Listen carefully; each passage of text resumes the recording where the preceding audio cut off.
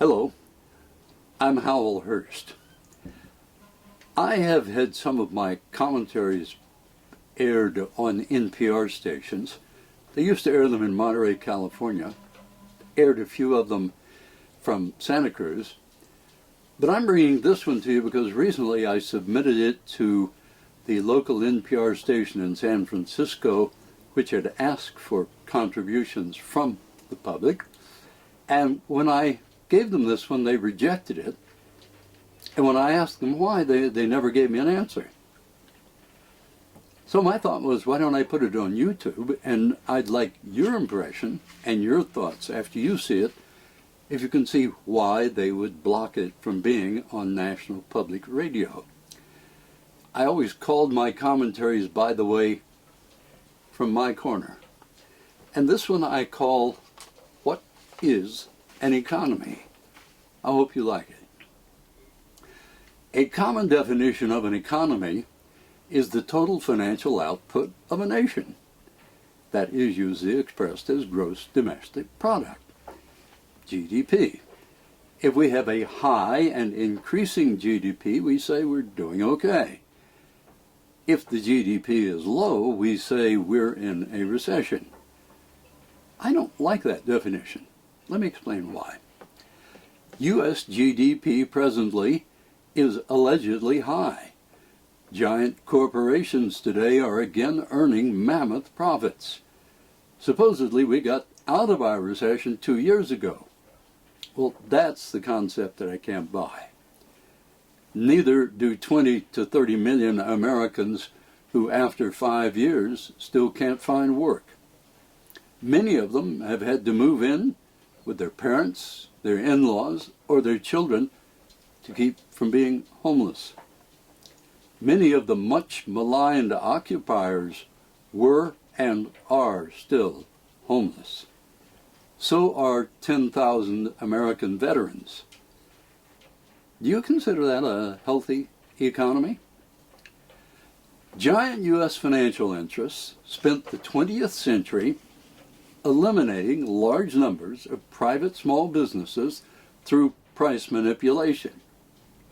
Thereby, they captured domination of available markets. Through computerization, corporations eliminated millions of jobs. They outsourced jobs to foreign countries. With the Supreme Court ruling that our corporations are persons, insinuating we citizens are all simply just consumers, I guess, the deal was complete.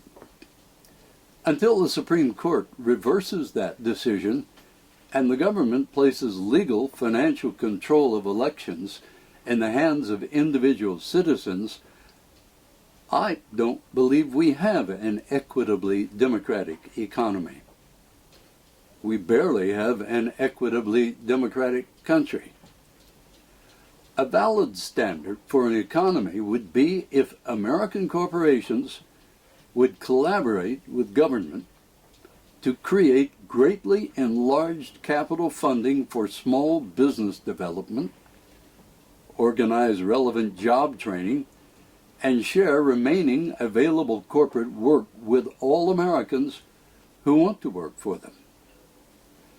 One country has done this and enjoys one of the world's lowest unemployment rates among developed nations. Germany has invested heavily in two things: cooperation between business and government, and in training its citizens in job placement.